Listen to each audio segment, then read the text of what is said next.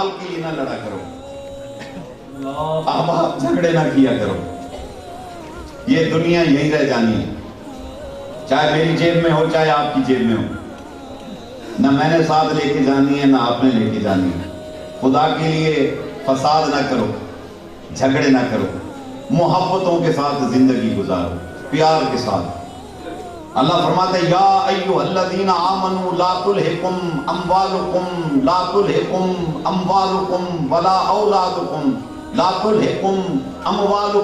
ولا اولادکم عن ذکر اللہ۔ اے ایمان والو، تمہاری اولاد اور تمہارا مال، یہ دونوں چیزیں فتنہ ہیں۔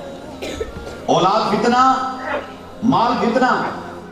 یا ایھا الذین آمنوا لا تلھکم اموالکم ولا اولادکم عن ذکر اللہ۔ اللہ فرماتا ہے ایمان والو، تمہاری اولاد اور تمہارا مال تمہیں میری یاد سے غافل نہ کر دے۔ وَمَن يَفْعَلْ ذَلِكَ فَأُولَٰئِكَ هُمُ الْخَاسِرُونَ۔